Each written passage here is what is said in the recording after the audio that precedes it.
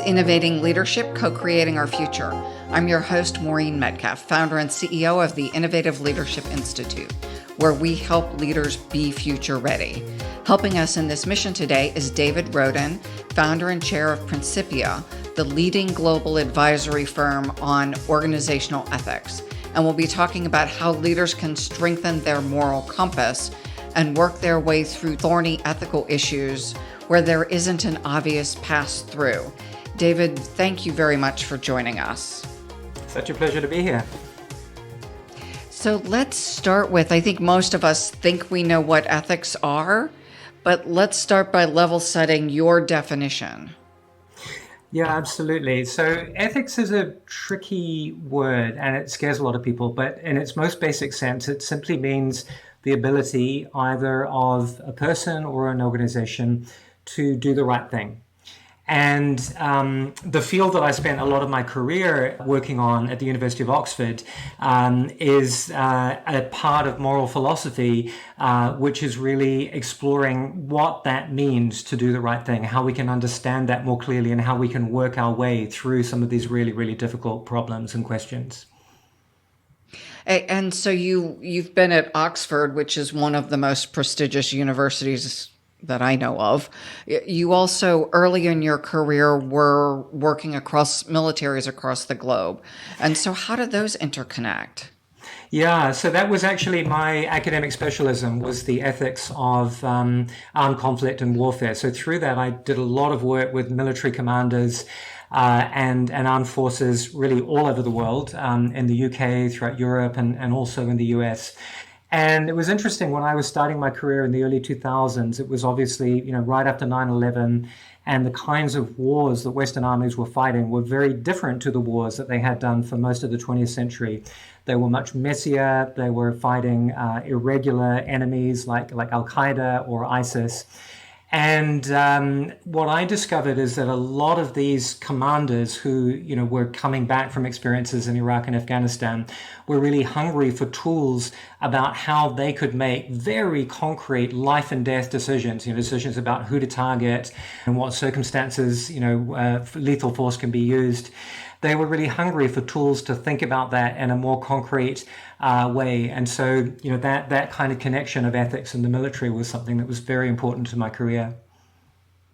Just as you mentioned 9/11, I think of then how we thought about getting information from foreign combatants. What is ethical and what is effective? And that question evolved during that period of time. Yeah, absolutely. And I think when we, look back at that now, I think we really realized that there were a lot of actions that we took that stepped over a line, particularly around the use of practices that really, I think, ought to be and now are considered to be instances of torture or crossing over that line. But, it's not always clear to a soldier, to a commander in the moment when you're in a situation of very, very high stress. So these kinds of tools of, ethical reflection, moral reflection are really, really important. Yeah, I was going to say, as I'm listening to you, I'm thinking of the study of ethics. And one might come on to the podcast thinking, well, we all know what ethical is. And yet you're pointing to over time, situations evolve, our ecosystem evolves, and we're facing conflicts and business issues, military issues, civil issues that weren't in play at other points in history. And I think of what's going on in Gaza and that there are tunnels now underneath civilian properties. And that was probably a question prior military organizations weren't grappling with. Yeah, so when I think about ethics, I think it's in many ways a lot like medicine. You can use a kind of medical analogy. So there's a part of ethics which is, it's a bit like the kind of frontier medicine, genomic medicine or advanced neuroscience, where we're really pushing the boundaries and we're having to really discover what the right answers are. So in ethics, exactly as you say, questions around how do we deal with our operations in Gaza, or how would we deal with our operations in China if there were to be a war between Taiwan and China? How do we respond to evolving norms around gender, for example? How do we think about human rights in very difficult parts of the world, right? These are questions that they are really tricky, and we have to find our way to a solution. Issues around technology, right? So how to use AI in an ethical way. This is something we literally need to discover. So there's one part of ethics which is like that. It's like frontier medicine. There's another part which is much more like hygiene, right? So to be healthy, you don't only need advanced medicine. You need to be able to, exercise well, eat a healthy diet, brush your teeth, right? We know what to do. There's no mystery about that. The tricky thing is making sure that you do that stuff reliably every single day of the week. And there's a part of ethics which is like that, right? So if you're a leader in a large organization, tens of thousands, hundreds of thousands of employees, how do you get everyone in your organization lined up behind doing those basic things, treating colleagues with respect, acting with financial probity, right? No great mystery of what you have to do, but getting everyone in the organization lined up and ensuring consistency of delivery day in and day out across everything you do everywhere in the world. That's a really significant challenge. So it's helpful to think about, like, what's the frontier part of ethics where you really need to figure out a solution to something new, and what's a hygiene part where it's about really aligning the organization effectively around what we know we have to do. So let's jump into that hygiene part. And one of the things that strikes me is different organizations may have very differing perspectives on what's allowed. And I work across a broad range of clients, even basic workplace civility. Some places, if you're not using profanity, you're not awake. And others, if you use profanity, you're just considered not very sophisticated. And that's a simple thread, but if you pull that same tapestry and unravel, my assumption is those two organizations that I'm thinking about will have some ethics that are absolutely the same. You don't steal, you don't cheat clients, you do what is right for the client consistently every time. But how we treat each other may be slightly different in the workplace. And the profanity may also be linked to dress code and a perception of authentic versus a perception of, for our looser organization, it would be considered stiff to not be more authentic. For our organization that is more business proper, it would be considered completely inappropriate how the other one is behaving. For those two companies, their sense of behavioral ethics fit their culture, and both are right for those organizations, and people who don't fit don't join or don't stay. Yeah, exactly right. And one of the crucial things that we need to get straight is, what is the difference between actual ethics, so things that matter morally or ethically, and things that are really just differences in what we might call custom and behavior. And both of this we feel very action guiding, right? So, if you walk into one of those offices where everyone is cussing like crazy, you kind of feel a real pressure to do the same. So both of those are what a philosopher would call normative, right? They're action guiding. But there's a very, very big difference between, for example, an expectation that, like in a bank, everybody wears a suit and a tie, and in a tech company, everyone wears a t-shirt, right? We feel the pressure to do that. But we don't think of that as a moral difference, right? We don't think that we're doing anything morally wrong if we're not conforming to the dress code. Whereas there is a deeper kind of question, which is, am I treating my colleagues with the appropriate kind of respect? Am I behaving in a way that is abusive, or that is using power in an appropriate way? Right? Those do start to become ethical or moral. So one of the big questions is, well, how do we know the difference? Right? How do we know what's kind of just a kind of a customary difference that doesn't really matter from a moral perspective versus something that really does? And there are three very, very basic tests that I think are incredibly useful, and they kind of reflect collect and draw from very significant bodies of philosophical thought around ethics. And I call those tests the good, the right, and the fitting. So there are three things that will give you that sense for whether like the difference is really about something that matters ethically or whether it is just an issue of custom. So let me just run super quickly through them. So the test about the good is like, is a decision to act in one way or another, will it have an impact on people's happiness and welfare generally? So, morally good actions, ethically good actions, are ones that create more benefits for more people, and bad actions are one that creates harms and risks for other people, right? No great mystery around that. So if you have an action that is, making somebody feel hurt or wounded or causing them distress, that's starting to trigger an ethical question. Second test is it right? So is there a duty or an obligation that we owe to anyone? Could be a promise that we've made to someone, could be a contract, could be something much more fundamental like a human right? So are we doing something that might actually impinge on or infringe somebody's basic human rights? That also tells you that there's something ethical, moral at play. And the final test is around the fitting. So the idea of the fitting is it's kind of looking inwards to ourselves and saying, what kinds of person, what kind of leader do I want to be? What kind of character traits or virtues do I want to bring to my leadership? Or as an organization, what kind of organization do we want to be? How do we want to operate in the market? Do we want to be a courageous organization? Do we want to be an empathetic organization or a kind organization? And what are the vices that we know that we might be susceptible to that we want to avoid? So wherever any of those three ideas is kind of coming into play, right, where we're doing something that's really impacting someone's welfare, how they're doing, where it is impacting duties that we owe to someone, or where it has to do with these kind of deeper understandings of who we are, right? Our kind of sense of our virtues, who we want to be as a leader or as an organization. Anytime that we're touching something like that, that tells you that there's really something importantly ethical at play there. This is where I think, at least for me, DEI comes into place. This is where DE&I comes into play, that in some organizations, and this has gotten a lot of play in the U.S. with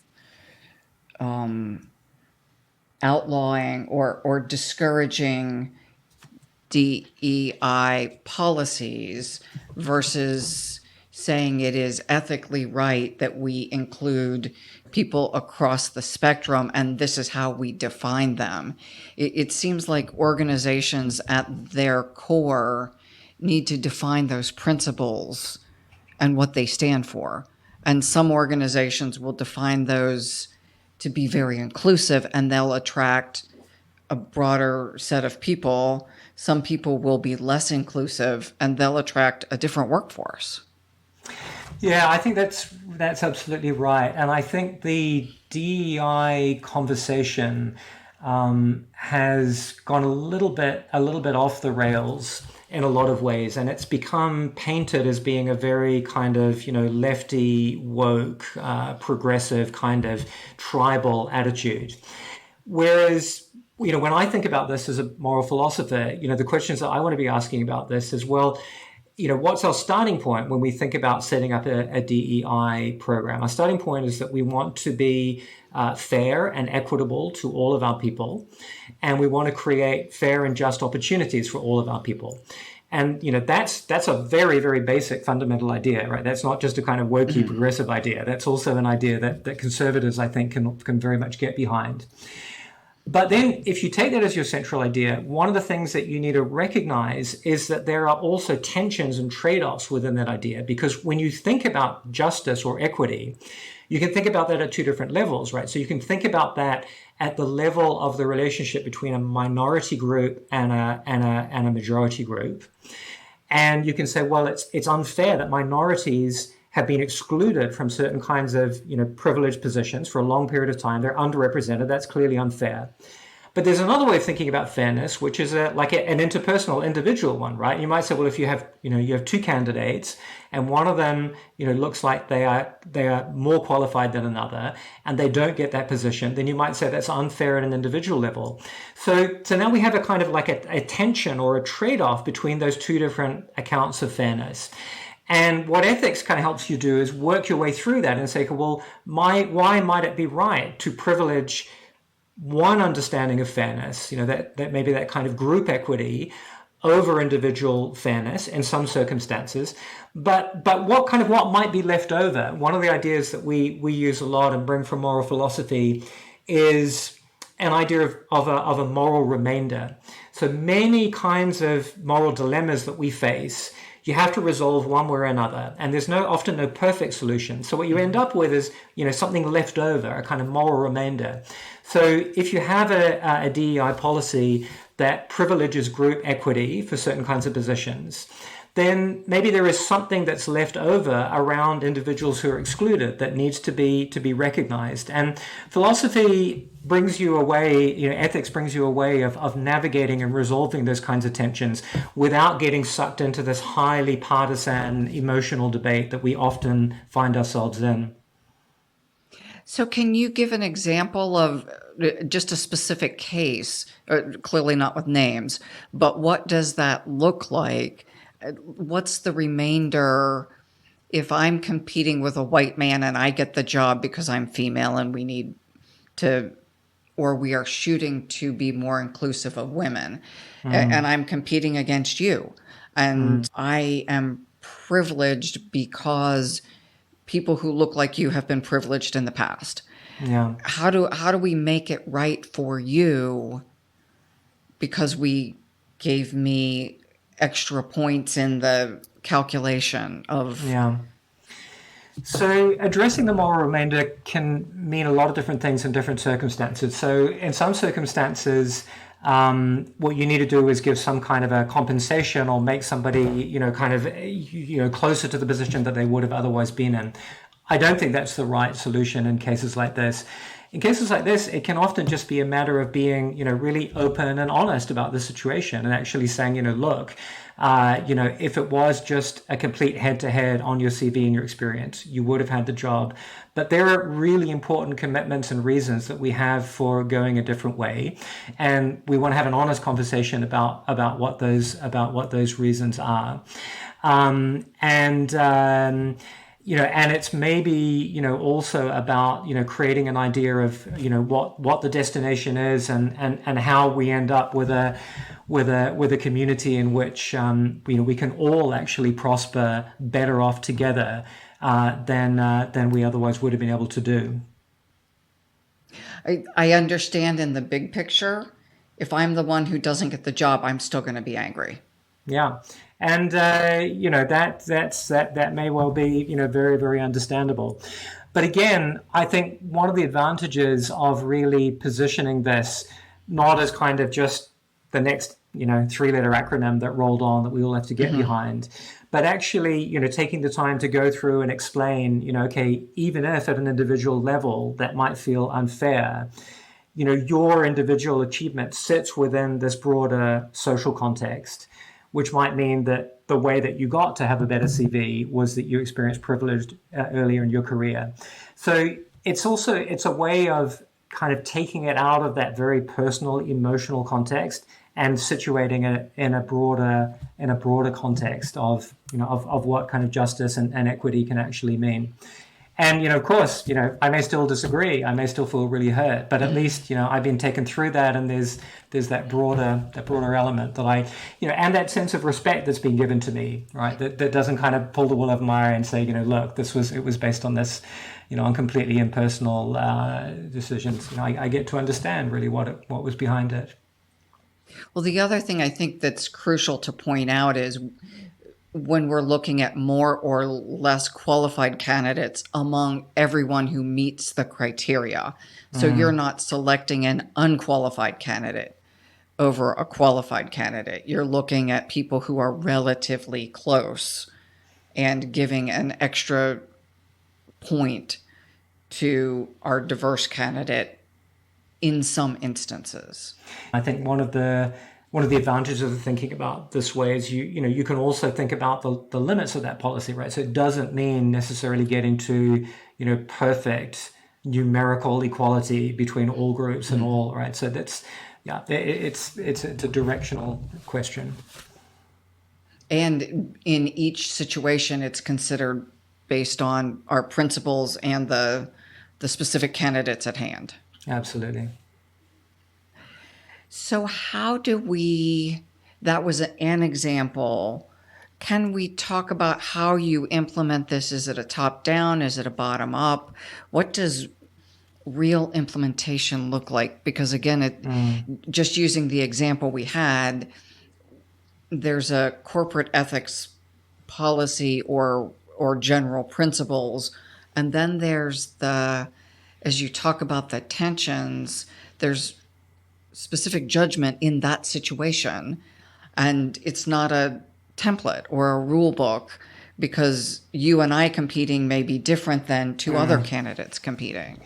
So one of the really important differences to get your head around is the difference between ethics and compliance. So although the two are very closely connected, and ethics is very strongly supportive of compliance objectives, they're not the same, because compliance is about meeting standards that most often are defined in law and they're black and white, whereas ethics is not. Ethics is really about your people being able to and having the skill set to make judgment calls in situations that are often really unclear. They're not black or white. They may be very, very gray. Now, how do you do that? Is it a matter of just having education programs or training programs, either for leadership or for people? And the short answer is no. Training and education is certainly a part of it, but it's really not sufficient to create a real sense of ethics within the organization as a whole. With Principia, we do a lot of work with organizations that are really having to invest in building ethical capacity through the organization, often because they've come through some kind of very significant trauma or crisis around ethics and conduct, often an existential or near existential crisis. And so the question is, how do you build and sustain a real sense of ethics within the organization? And a couple of things I think I would say about what we've learned around that. So first thing is ethics, unlike compliance, is really fundamentally about making judgment calls. So compliance most often is about the black and white that's often defined by law or regulation. Ethics is about making good decisions in those situations that may not be black or white. They may be gray or ambiguous. Second point I think I would make is that that's a skill or capacity that you need right the way through the organization. Obviously, you need it amongst your leadership, the board, the leadership team, but you also need it as you go down through the organization as well. So there's a very nice concept that the military has had for many years, which I think is also very relevant to business, which is the idea of the strategic corporal.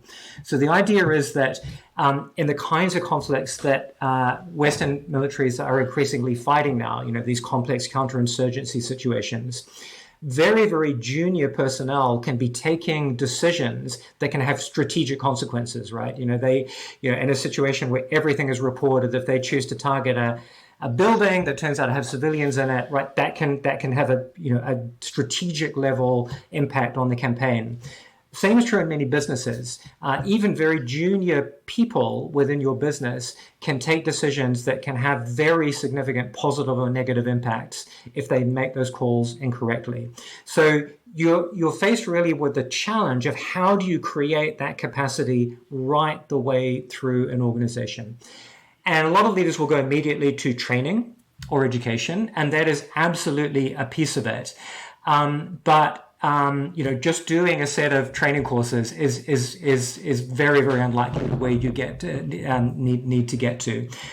We always think that ethics goes hand in hand, and this picks up something that you said earlier in the conversation. Ethics really goes hand in hand with culture. You can't do ethics well or really operate as a responsible business without creating a culture that will support the kinds of values and the kinds of ethical commitments that you want to undertake. So really understanding how to build and manage a culture of ethics within an organization, that's really at the core of what we do, and it's really at the core of what I think leading for ethics is about. And we've learned a lot about how to do that. The short answer is it's complex and it's tricky, and it involves really working with every piece of the organization. So again, if you think that you can set up what's often called the other CEO office, so the chief ethics office, if you think you can set up a chief ethics office and give them the mandate to create an ethical company and think that it's just going to sit within that function, I think that's a real fantasy. You have to be looking at what your leadership is doing. You have to be looking at what's happening in HR. You have to be looking at how that interacts with risk and compliance. And then, of course, how you are really setting up your frontline managers, your frontline people to be really engaging and carrying these ideas forward. So it really is a kind of whole org challenge. So that sounds like then I need systems, I need processes. Almost it flows down all the way to the performance appraisal, that my performance criteria include ethics. It absolutely does. It absolutely does. And, we sometimes think, say to our clients that, ethics is a little bit like digital or AI, in the sense that, if you think you're doing digital well or AI well, and it's sitting, only within your CTO office, you're probably not doing it properly at all, because it needs to be sitting in every part of your organization. So it absolutely needs to be driven down into processes, and appraisals and progression is a really great example of that. Obviously, setting in place, appropriate expectations and norms within a code of conduct, and then enforcing those in an appropriate way. You would be amazed at how many businesses, have a fantastic code of ethics, but then it turns out that, senior people or rainmakers or other people within the organization are essentially untouchable. And that obviously corrodes the sense of ethics immediately. So you 100% need to be embedding your ambitions around ethics into processes, into policies, into artifacts. But that's really only half the story. Again, to kind of pick up on this computing metaphor, those policies, those processes are a little bit like the hardware of a computer. They're the kind of the hard wiring that you can use to build behavioral expectations or ethics expectations into the organization. But the hardware will only work if it's complemented by the right kind of software, which in an organization is the organization's culture. What do we mean by culture? We mean basically everything that goes on inside your people's head. So, their understandings of what the policies say, or of what the CEO says when he or she gets up and gives a speech, their values and their norms, their sense for, who is really respected and lauded as a successful professional within the organization, right? All of those things going on in your people's head that makes up the culture, that has to be interfacing in the right way with the policies and processes. Just like in a computer, you can have the fastest processor you like, but if you're running the wrong software on it, it's not going to take you anywhere good. So how do you help people actually build that sense of ethics? Because it sounds like this is a skill or a habit, maybe some of both, that I can learn. So when I'm in an existential situation, the right answer for my organization is relatively clear. That's exactly right. And again, I think there are two critical parts to this. So one is understanding some of the tools of ethical decision making that we have from moral philosophy and ethics. So those three ideas that I mentioned earlier, the good, the right, and the fitting, each of those we can use as decision-making frameworks for understanding what might be the right answer to a really difficult dilemma and what might be the wrong answer. So part of it is actually just learning some of those basic concepts, some of those basic tools and frameworks, and learning how to apply them to difficult circumstances. And it really is a skill. You can learn it, you can get better at it. Just like, you can learn, cash flow analysis for, financial decision making. There is exactly an analogous way. There are like hard skills that you can and need to learn. So that's one part of it. But the other part is, and I think really, what a big part of what good ethical leadership is about creating an environment where people feel empowered and encouraged to use those tools and to actually make the right decisions. So, that starts obviously with leadership communication, and much more even than communication, saying the right things is actually visibly doing the right things, right? So setting an example, because that is what creates people's sense that they have, not only a permission, but really, the full support of the organization to take good decisions, to take right decisions. Even if, which is sometimes the case, even if in the short term, it might not be, the best for the organization in strict financial terms. Doing the right thing often or sometimes is not. In the short term, there can be cost to doing the right thing.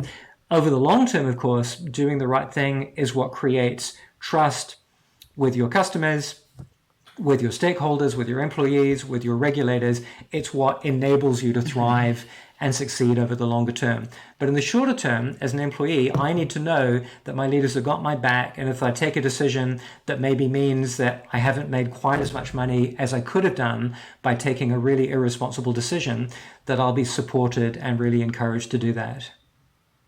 It's interesting as I think of my range of clients. I talked about profanity and dress code and all that stuff. And to me, that's fairly surface. The thing everyone I work with has in common is they consistently do the right thing. And by the right thing, I mean consistently do what's best for their clients, no matter how it impacts profitability. As an example, we installed something, we built something, and it didn't work as you had hoped. We will make it right. And yeah, absolutely. And doing what's best for the client rather than what's necessarily going to be most profitable for you is clearly a really important ethical principle. But it's not sufficient, right? So think about, for example, situations which many professional services firms face. We do a lot of work with professional services. So if you have a client who comes, and you're a lawyer or an accountant, and they want to, engage in some very, very aggressive or shady accounting practices, which is going to, be financially beneficial for them, then, as the accountant, you've got to think, well, is it enough just to say, well, I'm acting in the best interests of my client, or do I really have a broader set of responsibilities that I need to think about? So I think it's a great example where you're absolutely right. Putting clients ahead of your own need is a really important ethical principle. But there might be situations where actually you need to step back and say, gosh, I'm not going to do, what is best for my client, because I think that might not be the right thing in a broader context.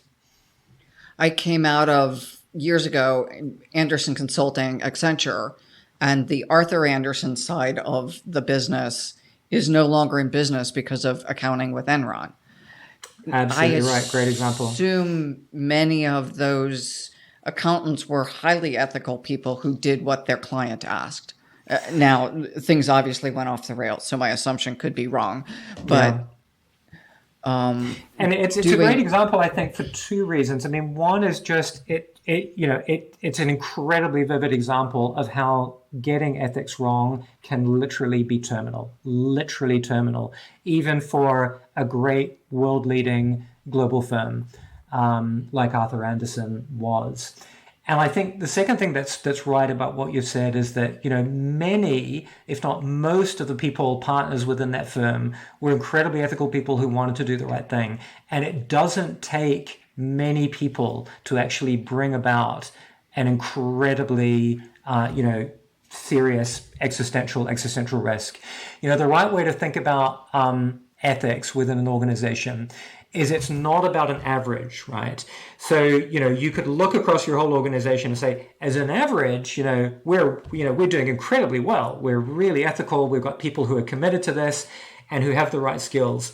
But if you have, one team or one small group of people who are not bought into that, that can be enough to sink an entire organization. So it's a what's often called a weak link problem, right? Like a chain.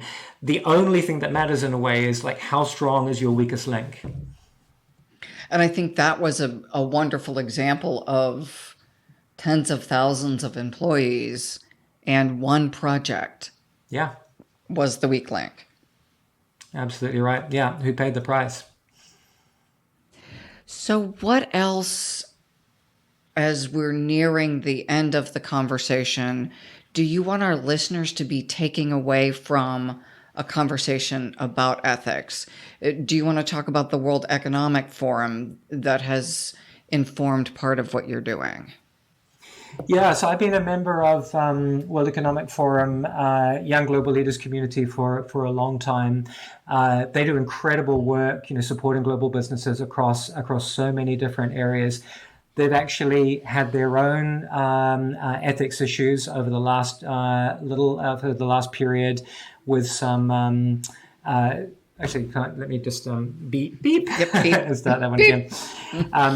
Yeah, so the World Economic Forum is a group that I've been involved with for many years as part of their Young Global Leaders program. They're an incredible organization that does fantastic work supporting global businesses and organizations across many different areas. But as many listeners may know, they've had some issues of their own recently with some accusations coming out around the way that some of their employees have been treated internally. Again, I think it's a really interesting example of how even organizations that are incredibly committed to, improving the state of the world, which is the WEF's slogan, can sometimes have blind spots and sometimes not see things that are right in front of their face. I think it's a really great example of that. But look, I think it's been a terrific conversation. I think, if I want your listeners to come away with anything, I think it's really a sense that ethics is incredibly important to the long-term success of any organization. That it involves, in one sense, a set of hard analytical skills that can be taught, that can be improved, and can be learned. And it's not to say that those tools and frameworks will give you an infallible pathway to get into the right answer. But what they do allow you to do is to frame these really difficult, controversial, contested issues, the kinds of issues that can really, tear organizations apart or create deep schisms between parts of the organization and different parts of the world or from different genders. It creates a framework that allows you to position those really difficult conversations in a way that has structure, that has logic, that has transparency, that you can explain internally to your own people, externally to your stakeholders, and will enable you to get to a better decision point than if you just follow your gut or take it in a kind of more intuitionistic way. And the final thing I think I would say is really this point around the connection between ethics and culture is incredibly important. Organizations that have good ethics are organizations that invest in building an ethical culture, and they really look at ethics as something that touches every single part of the way that they operate, the way that they run their business, and they maintain it and they feed it as part of the hygiene of running the organization. So I think to me those are the three really crucial points. I really appreciate the point that it is from the top person to the weakest link in the organization, that especially the hygiene of it, that this isn't something we do once a year during an audit. It's what I do every morning when I get dressed to go to work. It's my mindset, it's my behavior that we treat people with ethics, however we define that. And it's observable consistently. That's absolutely right, and I think linked to that, which is incredibly important, is ethics is social, right? We do it together. We do it with our colleagues, with our friends around the water cooler. And part of what it takes to build a really strong ethical culture is to really foster those opportunities to do that, to have those conversations, to talk together, and to learn how to make good ethical decisions in a shared way.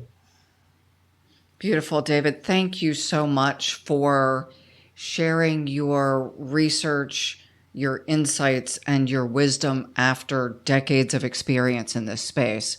I think we're at a point in time in history where ethics is becoming more complex and the frameworks are becoming more crucial. Absolute pleasure to be here. Thank you. So for our listeners, one last question. How would they reach you if they want to learn more? You can find us at our website, principiaadvisory.com, and I'm always happy to receive an email and have a conversation. Beautiful. Thank you. And we'll have your information also in the show notes. Thanks so much.